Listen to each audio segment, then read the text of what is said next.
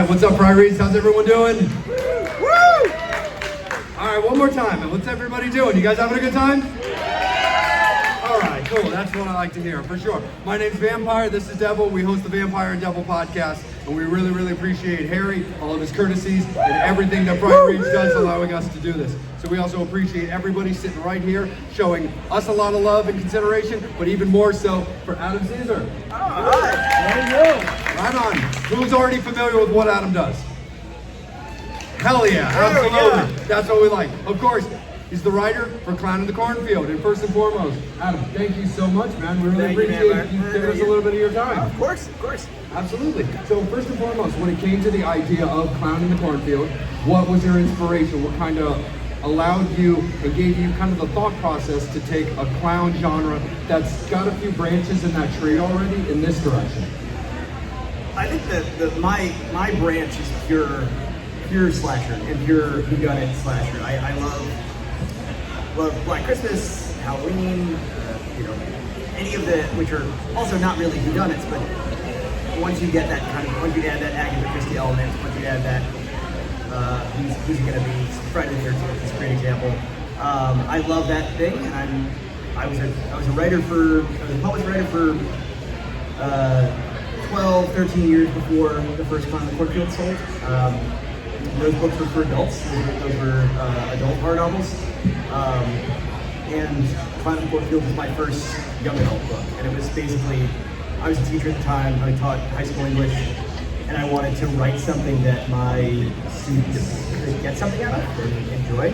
And that's those two things. It's like the fact that I love slashers and the fact that I was in front of classrooms of 30 kids each day, teaching them English, and being like, wow, I really wish they'd read books.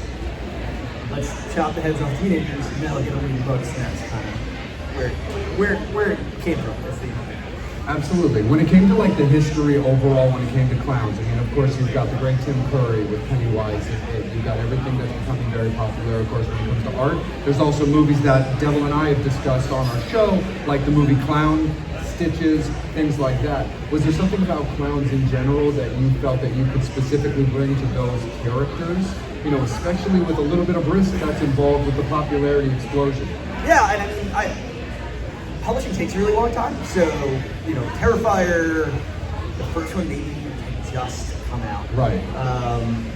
When they bought this book. So it's like, we're definitely not, art is part of that explosion. And I think this is a very different kind of slash. He's like the supernatural slasher clown, and this is the masked slasher.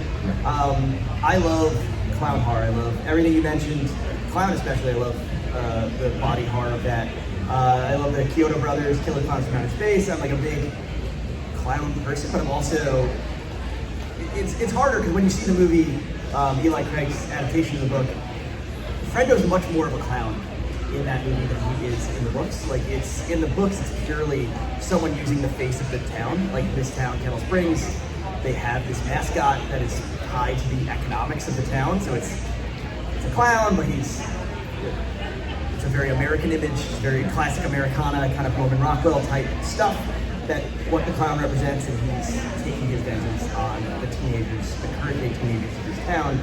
It all, even though it's like he is a clown, but it's what that clown represents and what he specifically is in the story that makes him have to be a clown, if that makes sense.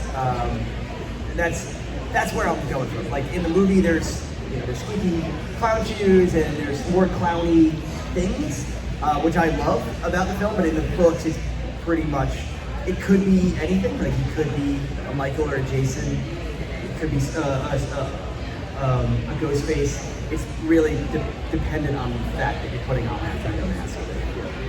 Absolutely, for sure. And Devil, I'm going to kick it over to you real quick as well, but when it comes to talking about the film, was there anything for yourself, if you're, based on what you're allowed to talk about now that the film is out, did you have any kind of like hesitations on what they could do to your character that maybe you wouldn't be willing to sign off on? Because when it comes to the history, of course, with authors and film adaptations, there's NDAs versus other things. Was there any kind of hesitation on your part to the risk of your characters now that they're being portrayed in film? What's interesting is that I never actually had to sign anything like that, and I think that kind of speaks to the relationship that I had with filmmakers, in that they were very. I was before Eli Craig came on. Temple Hill was developing this for a very long time, from the time the first book came out. Temple Hill, who made the movie, they made Smile and Twilight and Maze Runner, and Hate You Give, like a bunch of YA horror adaptations, or YA adaptations, not necessarily horror. And my main thing was less about the characters, and more about like this less about the character of Frendo, but more about the characters that are the human characters, the non-slasher characters that I really wanted to make sure that they preserved. For people who've seen the film and people who've read the books, specifically Russ and Cole are two characters that I wanted to make sure they did right. But that wasn't me being like I had contractual say in any of this. This was them. The day Eli Craig, who directed Tucker and Dale vs. Evil, great horror comedy, the day he kind of got the job, he called me up and we started talking. So it was like I was included very early in the process, and even before he came on board, I had seen scripts. I'd seen Carter Blanchard's original script and kind of gave notes.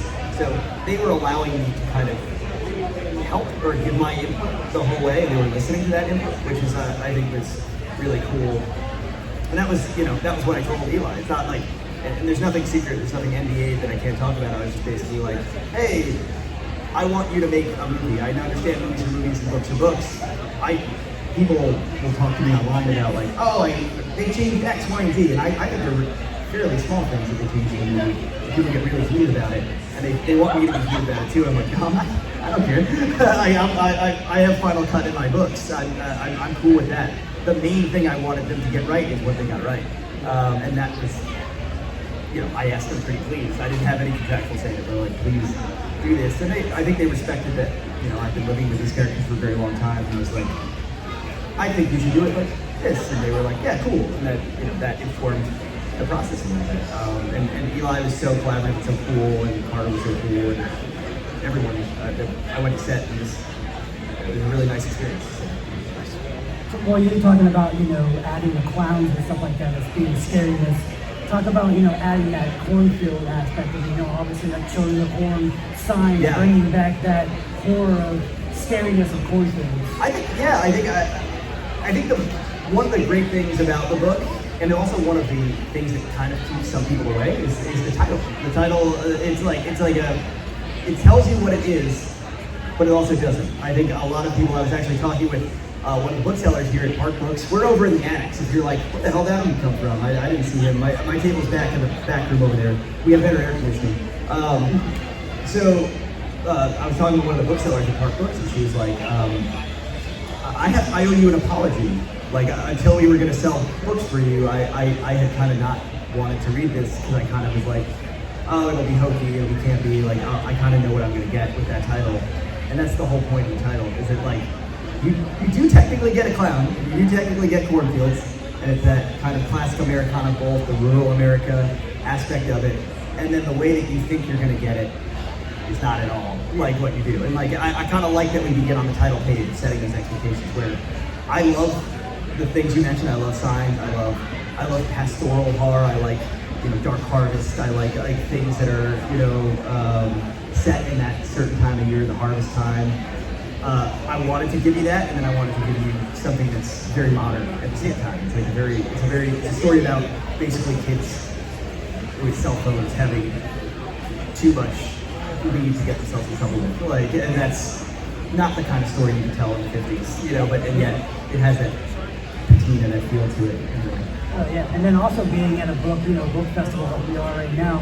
Talk about the process of having, after you wrote the book, about that process of getting it opted to be a film, and how that came to be, and how you decided to allow somebody to make a film out of it. I think it's blind luck. I think it's there are a lot of books published every year, and the fact that these are traditionally published, and that HarperCollins put them out, probably helped and got this on people's radar earlier and got people excited about it. But I also think there was a deal in play. There were Temple wanted to make a movie of this book, or wanted to make a movie of this book before the book ever came out, and was in development before, like from day one. That was like kind of part of it, but there's a long gap. There's a big leap from we want to make a movie. You know, movies get announced kind of every day. If you look at like Deadline or Hollywood Reporter or anything, like, oh, that sounds cool.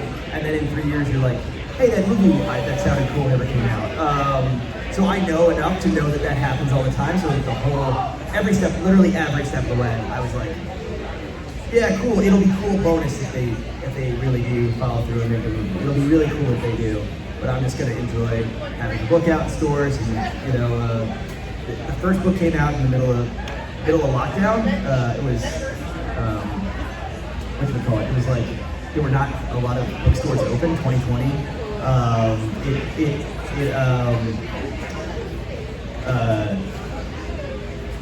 Like I was just kind of like, oh, this is my one shot to have a book out in stores, like a big boy book, because I had a lot of like small press books and stuff.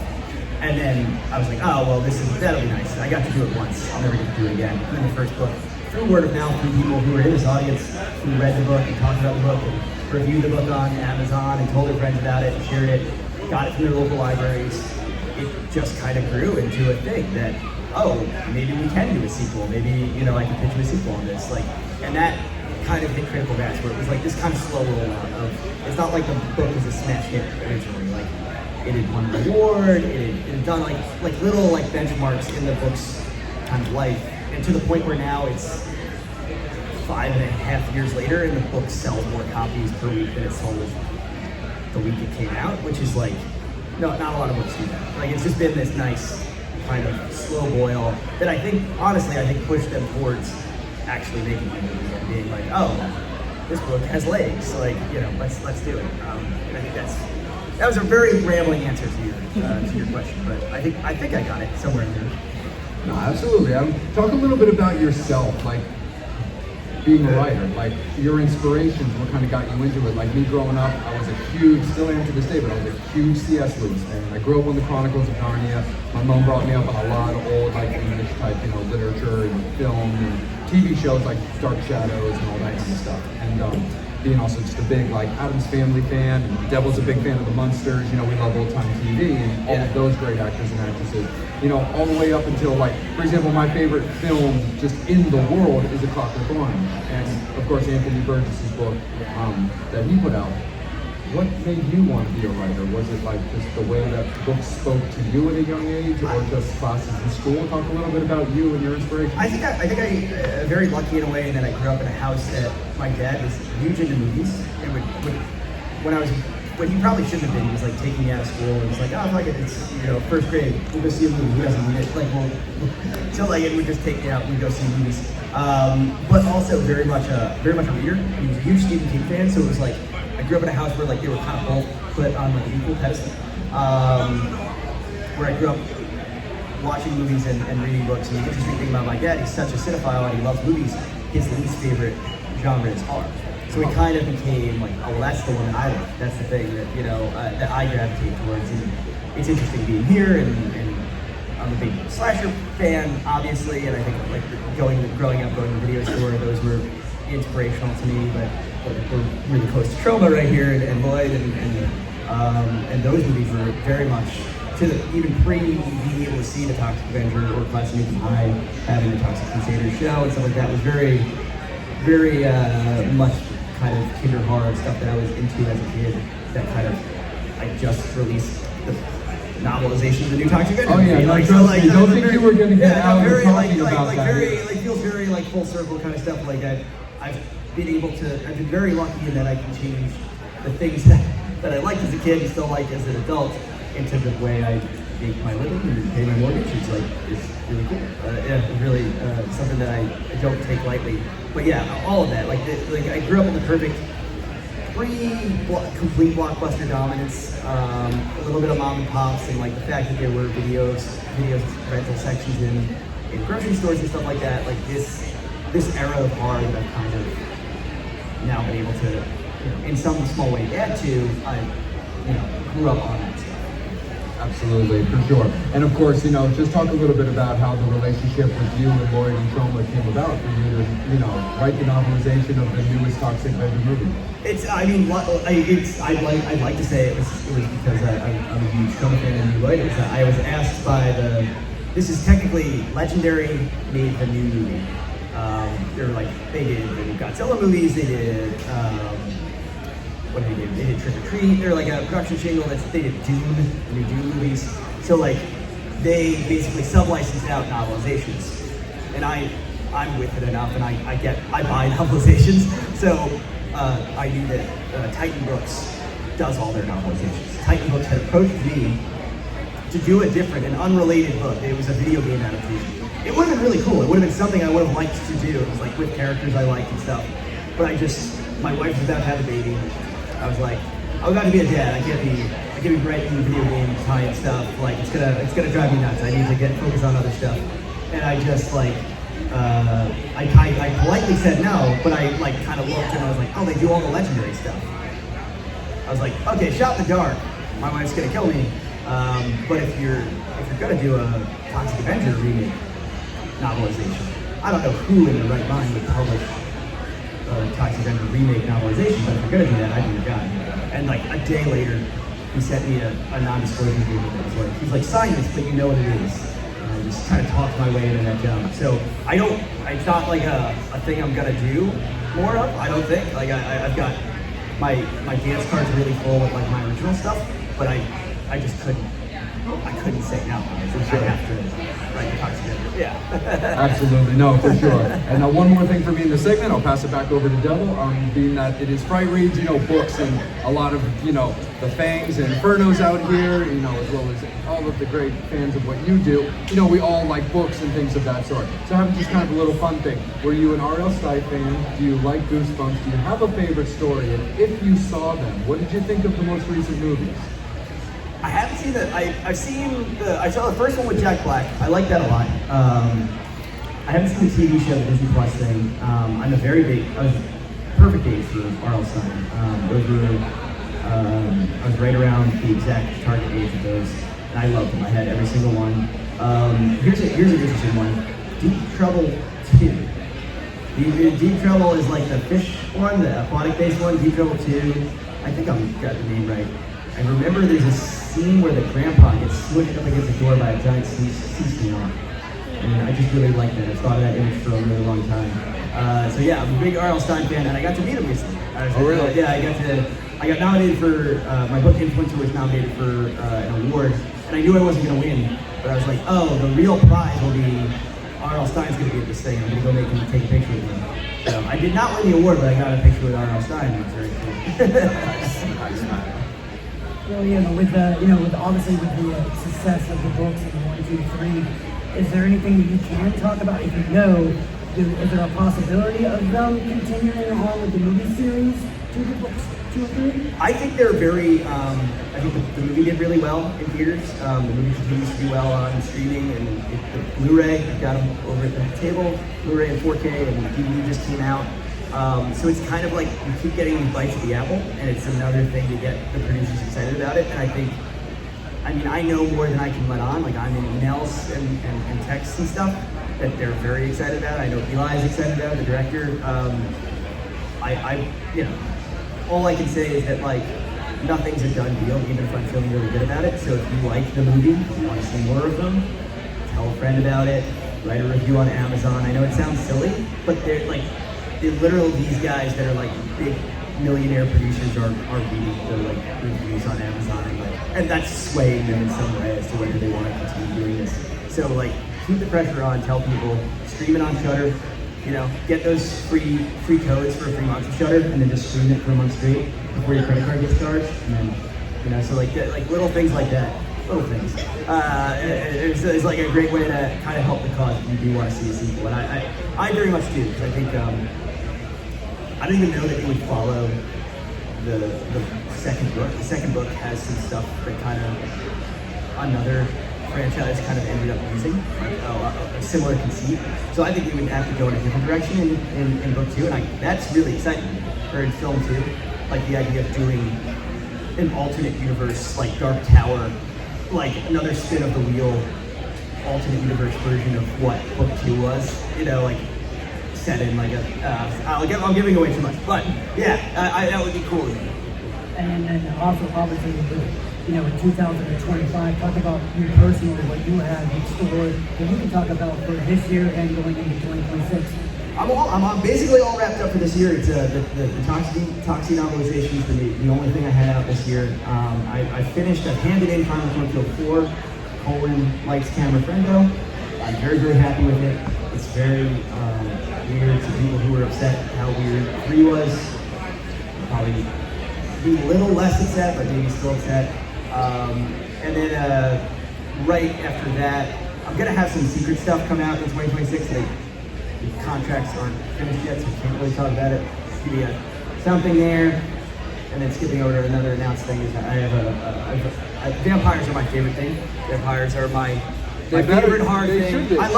And people think I'm a slasher guy, but I'm a vampire guy who likes slashers. So I've been wanting to write a vampire book for the 20 years I've been writing commercial fiction, and this is 2027, January 2027, it comes out. It's called Bloodsick. It's about vampirism running through a high school like it's an STD, and it's just as gross and gooey and upsetting as that sounds. And it's for kids, it's a YA book, so I hope you enjoy it. Oh yeah, nice. And then you're like before, kind of like you talked about Stephen King and stuff like that. And it's crazy because even with all the Stephen King books and stuff like that, you have that long walk that's just going on. Oh yeah, the book that was wrote 40 plus years ago is now finally getting into it. It's unbelievable that it's taken this long to adapt The Long Walk. Like Frank Darabont was trying for like 10 years to do The Long Walk. It's absurd because it's so good. And I find it ironic that it's the guy that did The Hunger Games directed it. It's like, yeah, that's probably what got it over the finish line, the idea of like, oh, we've adapted all the Hunger Games books. Here's something that was hugely inspirational in the Hunger Games, like, we'll adapt that. I haven't seen it yet. I kind of missed the press and stuff, so I'll see it next week about it. Yeah. And then, with that Stephen King, what was your, what book was your go-to for Stephen King? The Stand. I love The Stand. I love The Stand. I love his shorts. Greater Shift and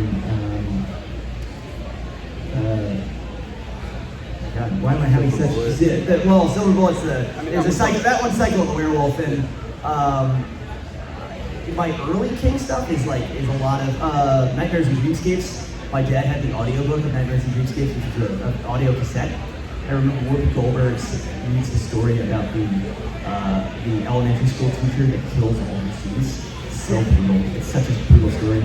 And I was listening to that as a kid, and like, this is fun, thinking that my teachers were going to do that. More as an adult, my favorite thing I've ever read is The Dark Tower.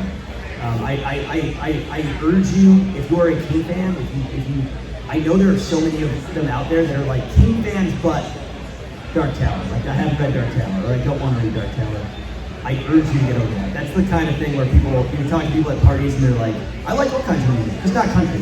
Like, you talk to King fans and they go like, I like all his books, I just not the Dark Tower. I urge you, if you're a King fan, read The Dark Tower. Get past the first book. The first book, I will admit, is a little bit. The Gunslinger he's a 20-year-old right now. It's a little bit of a slog. Some people it's their favorite one. It's not my favorite one, but everything on from that one forward is.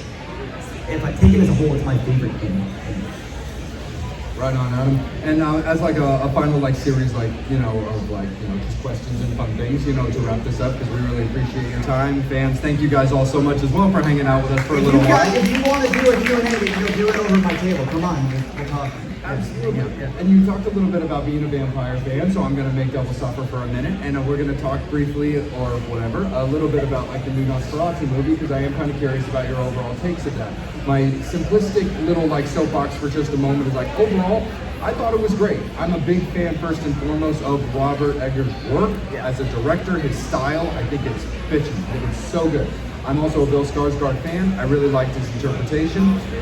Me personally, I was not particularly fond of Lily Rose Depp in that role. That's not a knock on Lily Rose Depp. In my opinion, she's still a little under-seasoned to take on a role like that.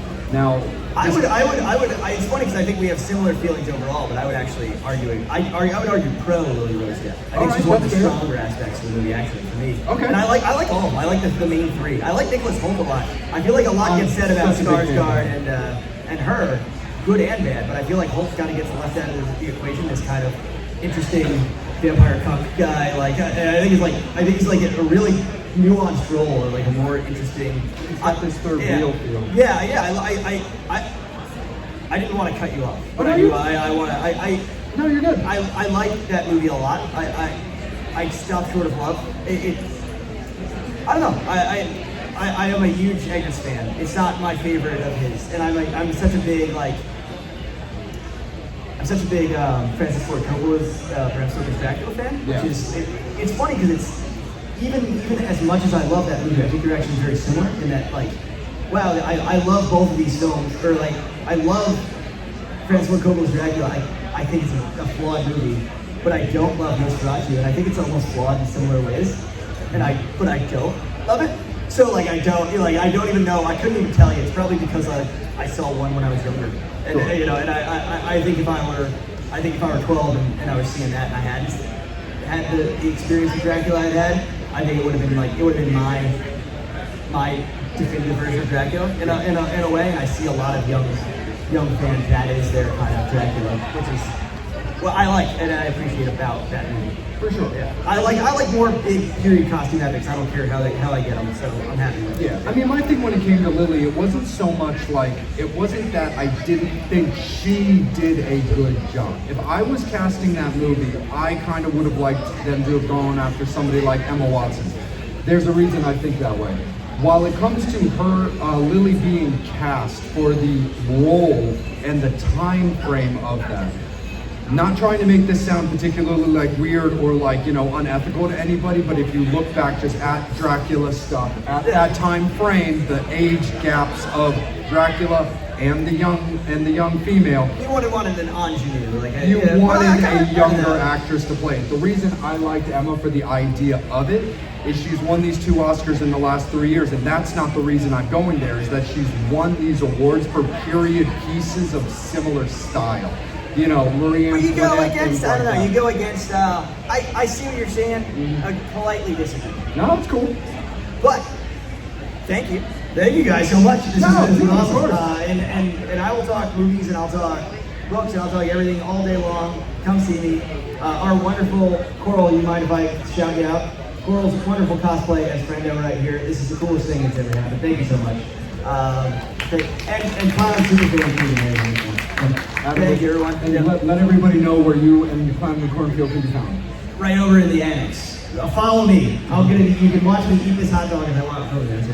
Thank you guys all so much. You can follow myself and Devil, the Vampireanddevil podcast, or a YouTube show. We also have an Instagram as well as a Facebook page that you can follow. Brand new episodes come out every week as traditional episodes, but then Devil and I will put out things like the interviews, things like Frightreads periodically in between as well. So absolutely. But thank you so much to Harry, to Frightreads, to all of you, Fangs and Infernos. Thank you so much. Let's get a big round of applause for Adam. Thank you guys so much. Thanks for having us, Adam.